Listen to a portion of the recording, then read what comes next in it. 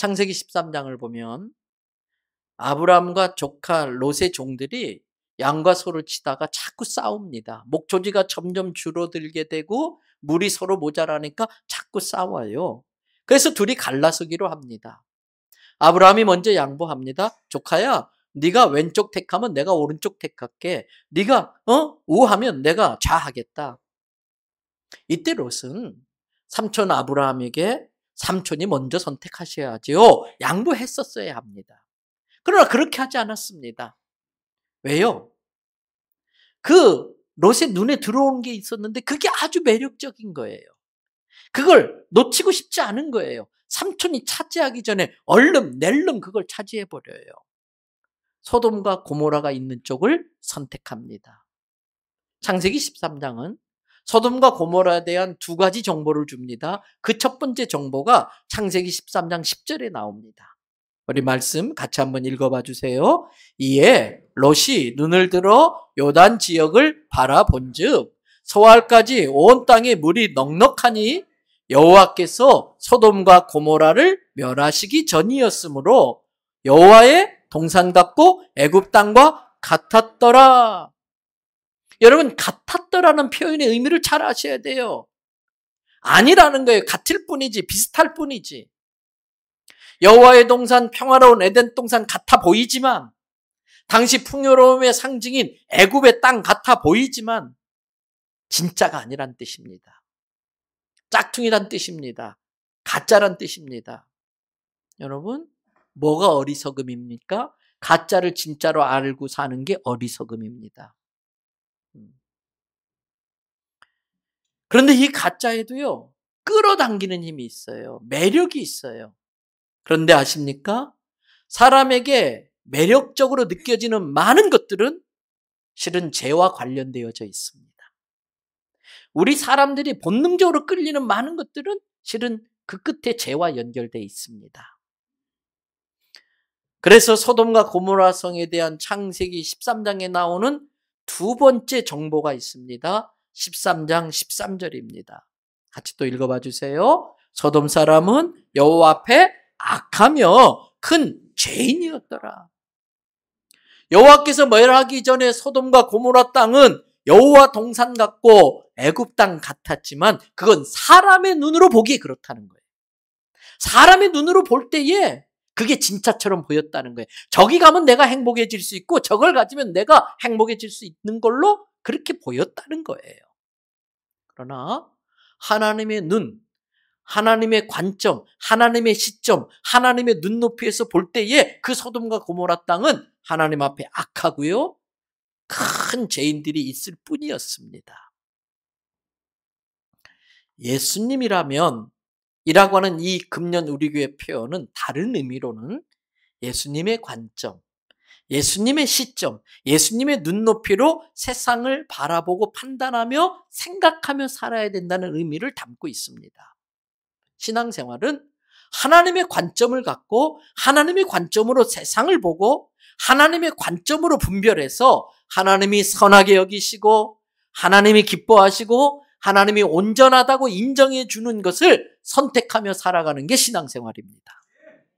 우리가 이미 다 외우고 있는 로마서 12장 2절 말씀 함께 암송해 보십시다. 너희는 이 세대를 본받지 말고 오직 마음을 새롭게 함으로 변화를 받아 하나님의 선하시고 기뻐하시고 온전하신 뜻이 무엇인지 분별하도록 하라. 하나님이 선하게 보시고 하나님이 기쁘게 여기시고 하나님 보시기에 온전하다고 인정해 주시는 것, 이것이 하나님의 관점, 하나님의 시점입니다. 신앙생활은 이 하나님의 관점에서 무엇인지 분별하고 그쪽을 선택하는 게 신앙생활입니다. 안타깝게도 조카 롯은 악인 줄 분별하지 못했고 자기 관점에서 좋아 보이는 것에 끌려서 소돔과 고모라가 있는 쪽을 선택했습니다. 결과는 잘 아실 겁니다. 재산을 다 탕진해버렸습니다. 소돔과 고모라가 유황불에 망하면서 재산 다 잃었습니다. 딸의 가정이, 그 사위들이 세상에 물든 사람을 만나서 사이로 들여서 그들이 같이 다 죽는 그 아픔을 경험하게 돼요. 아내는 소돔 기둥이 돼버렸습니다. 그리고 두 딸을 통해서 부끄러운 가문을 만들어내고 말았습니다. 그런데 아십니까? 롯이 처음부터 그랬던 건 아닙니다. 처음부터 소돔과 고모라로 간 건 아니었습니다. 창세기 13장 12절을 보세요. 아브라함은 가나안 땅에 거주하였고 롯은 그 지역의 도시들에 머물며 그 장막을 옮겨 그다음 뭐라고 돼 있어요? 소돔까지 이르렀더라. 여기서 까지, 소돔까지라는 이 표현이 시사하는 게 있습니다. 처음부터 소돔에 갔던 것 아니라는 겁니다. 지역의 다른 도시에 머물다가 점점 소돔에게 가까이 가게 됐고 결국은 소돔까지 간 겁니다. 새 용어가 나옵니다. 가까이, 점점까지. 가까이, 점점까지. 나는 지금 어디 있나 체크하셔야 됩니다. 누구나 처음부터 그럴 생각이 있었던 것은 아닙니다. 사람이 갑자기 나쁜 사람 되는 거 아닙니다. 자기도 모르게 서서히 그렇게 되어져 가는 거예요. 처음부터 사람이 강팍한 사람은 없습니다. 사람이 점점 그렇게 변질되어져 가는 겁니다. 성도는 오직 마음을 새롭게 함으로 변화를 받아서 하나님이 선하시게 여기시고 기뻐하시고 온전하게 인정하시는 것을 분별할 줄 아는 성숙으로 나아가야 됩니다. 사람은 변질되면 안 되고 성령의 능력으로 변화되어서 하나님의 뜻을 분별하는 성숙으로 나아가야 되는 거예요. 그러므로 가까이 점점 이게 얼마나 무서운 걸 알아야 됩니다.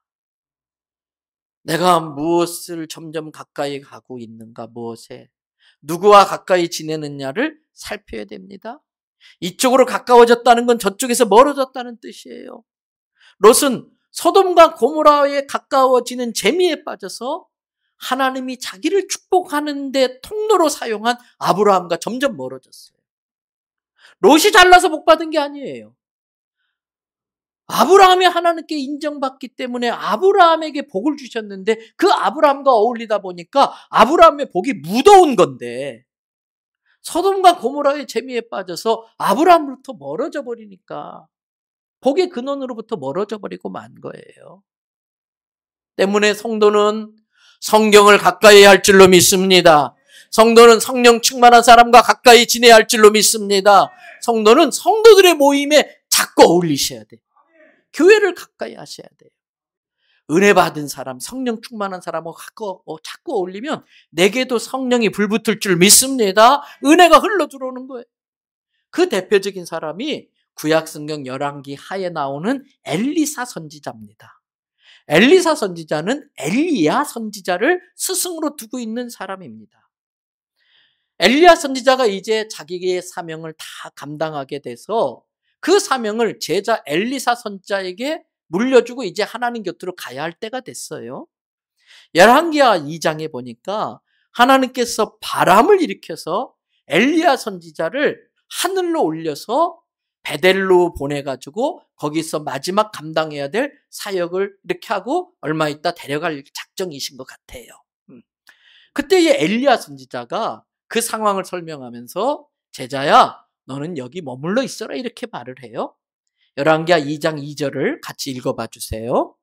엘리야가 엘리사에게 이르되 청하건대 너는 여기 머물라 여호와께서 나를 베델로 보내시리니 엘리사가 이르되 여호와께서 살아계심과 당신의 영혼이 살아있음을 두고 맹세하노니 내가 당신을 떠나지 아니하겠나이다 하는지라. 할 수 없이 하나님이 엘리야를 데려가면서 엘리사도 같이 베델까지 데리고 간 거예요. 또 이제 하나님께서 베델에서 일을 마치고 여리고로 보내는데 마찬가지입니다. 4절을 한번 또 읽어보세요. 제가 먼저 읽어볼게요. 엘리야가 그에게 이르되 엘리사야 내가 부탁하는데 넌 여기 그냥 머물고 있어. 여호와께서 나를 여리고로 보내서 또 할 일이 있으신가 봐. 그때 엘리사가 무슨 말씀이에요? 그러면서 뭐라고 했는지 다 같이 여호와께서 살아계심과 당신의 영혼이 살아있음을 두고 맹세하노니 내가 당신을 떠나지 아니하겠다니라 하니라. 할 수 없이 데리고 여리고까지 가는 거예요. 또 6절에 보면은 이제 요단으로 옮기는데 똑같이 요단도 마찬가지였어요. 성도 여러분, 신앙생활은 이렇게 하는 겁니다. 처음 신앙생활 하다 보면 이 마귀가 질투하잖아요. 자기 종로로 닫은 건데 뺏긴 것 같잖아요. 그러니까 돌아오라고 어려움을 줄 수도 있어요. 그럴 때 그 조금 어렵다고 여호와를 떠나버리면 안 되지. 찰싹 붙어야죠. 나는 떠나지 않겠다고.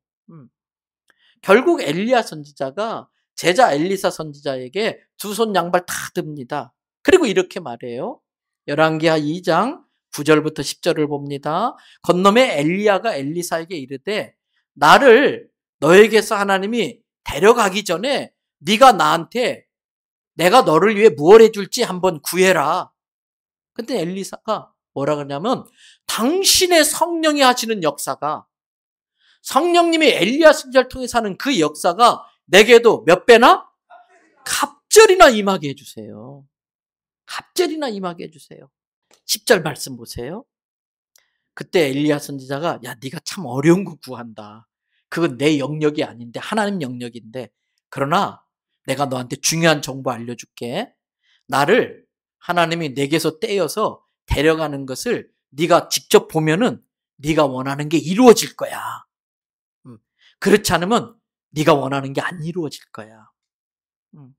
여러분, 하나님이 엘리야 선지자를 데려가는 걸 보려면 어떻게 해야 돼요? 더 찰싹 붙어 있어야 돼. 그러니까 그때부터 안 떨어지고 그냥 엘리야 선지자 바짓가랑이 붙들고 계속 쫓아다니는 거예요. 결국 이렇게 해서 엘리사 선지자는 엘리야 선지자보다 갑절이나 큰 능력을 받아서 큰 위대한 선지자가 된 걸 믿으시기 바랍니다. 그런 점에서 이제 오늘 본문인 시편 73편은 우리에게 중요한 교훈을 줘요. 이 시편 기자는 세상에서 일어나고 있는 이해할 수 없는 일 때문에 속이 되게 상했던가 봐요. 세상에서 말도 안 되는 일이 벌어지니까 그것 때문에 되게 스트레스 받고 마음이 많이 상했던 것 같아요. 도대체 어떤 일이 벌어져서 그랬을까? 성경을 앞으로 한 장 넘겨서 시편 73편 3절부터 5절을 보십시다. 내가 뭘 봤어요? 악인의 형통. 아니, 저 못된 놈이 잘 풀려. 저 나쁜 놈들이 일이 잘 풀려. 또 아주 오만하고 건방 떠는 자들이 잘 되는 걸 보면서 막 시기가 생기고 질투가 난 거예요. 그런데 4절에 보니까 그 나쁜 놈들이 죽을 때도 고통이 없어. 저러다가 벌 받을 거야 그랬는데 벌도 안 받아. 죽을 때 리무진 타고 가는겨. 그리고 죽을 때까지도 막 온갖 보약은 먹어가지고 막 몸이 강건하고요. 그러면서 5절, 보통 사람들이 당하는 고난을 돈이 많으니까 다 피해 다니고, 그러면서 사람들이 당하는 재앙이 그들에게 안 오는 거예요. 저것들 분명히 저러다 벌 받지, 재앙을 당하지 그랬는데 안 오는 거예요. 그러니까 이 시편 기자가 이럴 수가 있나. 12절과 14절을 보세요. 볼지어다 이들은 악인이라도 항상 어때요? 평안한 거예요. 아주 추워도 걱정 안 해. 따뜻하게 보일러 떼면 되니까. 보일러값 걱정 안 해도 되니까. 재물은 점점 더 돈이 돈을 번다고 점점 재물이 늘어나는 게요. 그랬더니 그걸 보니까 13절에 나는 내 마음을 깨끗하게 하고 내 손으로 죄를 짓지 않으려고 죽으려고 그렇게 죽을 똥살똥 그렇게 무지하려고 했는데 다 쓸데없는 짓 아닌가? 내가 말씀대로 사는 게 다 썩는 게 아닌가? 다 쓸데없는 짓 아닌가? 이런 생각이 드는 거예요. 그러면서 14절에 보니까 내가 그렇게 말씀대로 사는데 막 재난을 당하고 아침마다 벌 받는 것처럼 그렇게 시작되고 얼마나 힘든지 16절 보세요. 다 같이 읽어볼겠습니다. 내가 어쩌면 이를 알까 하여 생각한 즉 그것이 내게 심히 고통이 되었더니, 말씀 그대로 두세요. 어쩌면 이를 알까? 왜 이런 일이 벌어지지? 왜 저놈들이 벌을 안 받지? 나는 말씀대로 사는데 왜 이렇게 맨날 고생스럽기만 하지? 왜 그럴까 하는데 오히려 답을 찾기는커녕 스트레스만 더 받아가지고 고통이 더 어때졌다? 심해졌다는 거예요. 말도 안 되는 상황 때문에. 그런데 나중에 이걸 다 알게 됐어요. 나중에 이 모든 세상의 이치를 알게 됐어요. 그때가 언젠지 아세요? 17절 보겠습니다. 언제였었습니까? 하나님의 성소에 들어갈 때에야 그들의 종말을 내가 깨달았나이다. 육신을 입고 사는 것으로 인생이 끝나는 게 아니에요. 그걸로 모든 걸 평가하는 게 아니에요. 긴 것 같지만 이 육신의 시간은 너무 짧아요. 쏜화살 같아요. 곧 인생 성적표를 받는데 이 땅에서 받는 게 아니라 우리는 하나님 앞에서 받는 거예요. 그 악인들의 종말을 하나님의 성소에 지극히 거룩한 곧 천국에 가서 그 결말을 보게 되는데 어떻게 되는지 보세요. 시편 73편 18절에서 20절 주께서 참으로 예외 없다는 거예요. 참으로라는 뜻은 예외 없이 그들을 어디다 놨어요? 미끄러. 사람 눈으로 볼 땐 야 편안하다. 저 좋은 집 좋은 차 잘 살 것 같지만 정작 그 당사자는요. 미끌미끌한 데서 언제 미끄러질지 모르게 아슬아슬하게 살아가고 있는 거예요. 겉으론 그럴듯하게 폼을 재고 있지만 그 속은요. 정말 불안불안하게 그렇게 살아가고 있었던 거예요. 그리고 어느 한순간 미끄덩하면서 파멸의 구덩텅이에 떨어지는 게 그들의 종말이더라고요. 그러면서 19절 그들이 어떻게 하루아침에 갑자기 저렇게 황폐하게 되었는가 다들 놀랄 정도로 그들이 다 전멸당하고 말았다는 거예요. 그러면서 주여 19절에 20절에 사람이 깬 후에 꿈을 무시하는 것 같이 간밤에 꿈 꾸셨지요? 깨면요 그거 무시해야지 꿈에 취하여 사시면 안 돼요. 의외로 그냥 꿈에 취하여서 사는 분들이 있는데 그러면 실제 인생을 다 날려버려요. 간밤의 꿈은 그게 개꿈이든 무슨 꿈이든 빨리 무시하여야지. 그런 것처럼 그들이 이뤄놨던 그 부러웠던 화려한 모든 것들이 일장춘몽처럼 다 그냥 순간에 날아가 버리고 그 형상은 다 멸시되어져 버리더라는 겁니다. 그러면서 시편 기자는 그런 악인들이 잘 되는 일들로 인해서 22절 말씀 한번 띄워주세요. 자기 마음이 심란하고 산란했던 모든 것들이 무지함으로 내가 짐승처럼 그렇게 본능적인 생각만 했구나. 육적인 생각만 했구나. 그걸 회개하는 거예요. 그리고 결론처럼 고백한 게 오늘 시편 73편 25절에서 28절입니다.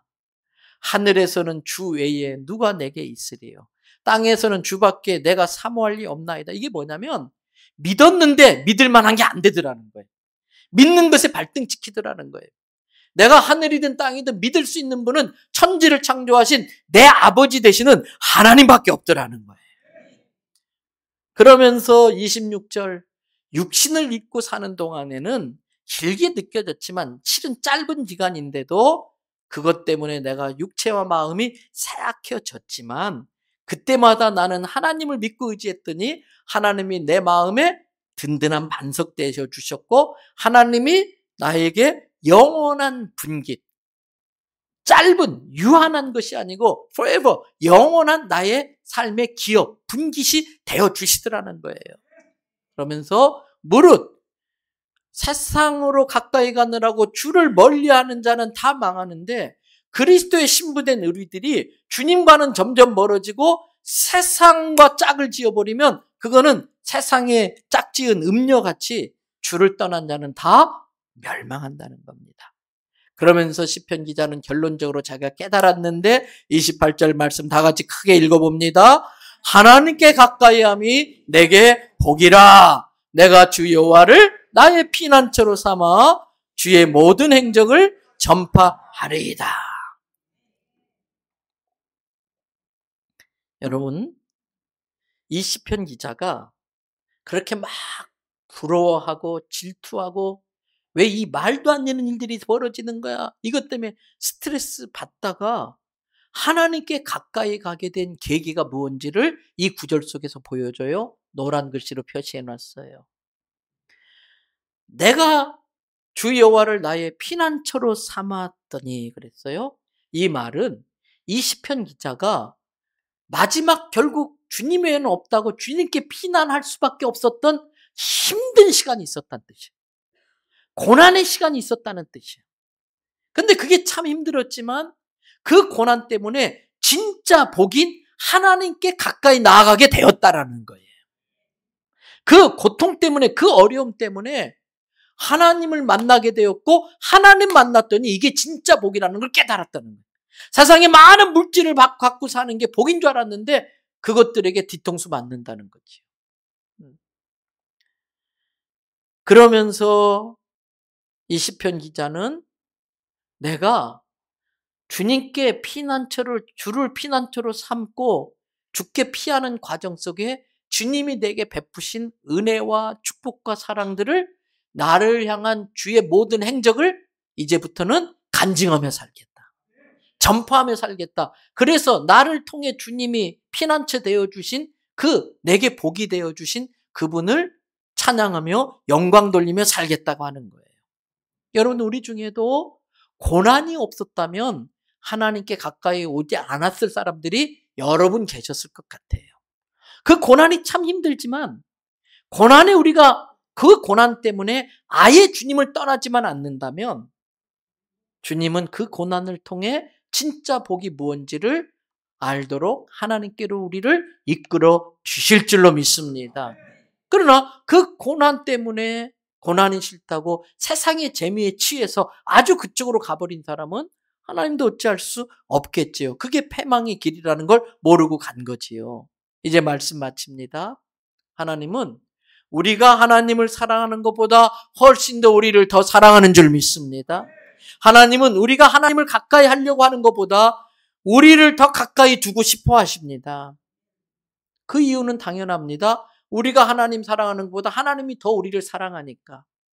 누군가를 사랑하면 자꾸 그 사람 곁을 맴돌기 시작합니다. 썸을 타면 맴돌기 시작합니다. 더 사랑하면 맴도는 게 부족해서 가까이 갑니다. 그리고 진짜 둘이 사랑하면은 아주 하나가 되어버립니다. 그리고 그 사람에 대해 모든 걸 알고 싶어 합니다. 하나님도 마찬가지. 우리를 사랑하니까 우리보다 더 우리를 가까이 두게 하려고, 너 그대로 가다간 소돔과 고모라까지 가면 너는 망해. 소돔과 고모라까지 가기 전에 때로는 나를 쳐서라도.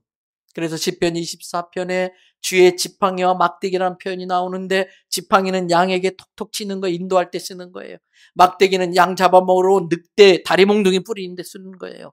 근데 때로는 이 양이 사망의 음침한 골짜기에 빠져 죽을까 봐 어쩔 수 없이 마음 아프지만 매를 들어 칠 때도 있는 거예요. 그게 고난이에요. 그 고난 때문에 여호와를 피난처로 삼아서 진짜 하나님이 내 복이라는 걸 깨닫게 하려고 그렇게 하시는 거지요. 안타깝게도 많은 사람들이 소돔과 고모라의 눈이 멀어 악인의 형통을 부러워하며 자꾸 세상으로 가까이 갑니다. 세상으로 가까이 갈수록 하나님과 멀어지는 것입니다. 성도 여러분, 우리는 때로는 고난을 당할 수 있지만 그 고난으로 인해서 하나님께 더 가까이 갈 수 있는 축복을 누릴 수 있게 되는 것입니다. 그래서 그 고난은 잠깐이고 하나님을 만나는 그 복은 영원할 줄로 믿습니다. 이제 나는 무엇에 가까이 가 있는가? 누구와 가까이 지내는가? 봐야 돼요. 나는 무엇을 가까이 하려고 힘쓰는가? 누구와 가까이 어울리려고 하는가? 잘 생각하셔서 무엇보다도 하나님께 더 가까이 가기를 힘쓰는 우리 성도 되기를 주님의 이름으로 부탁드립니다.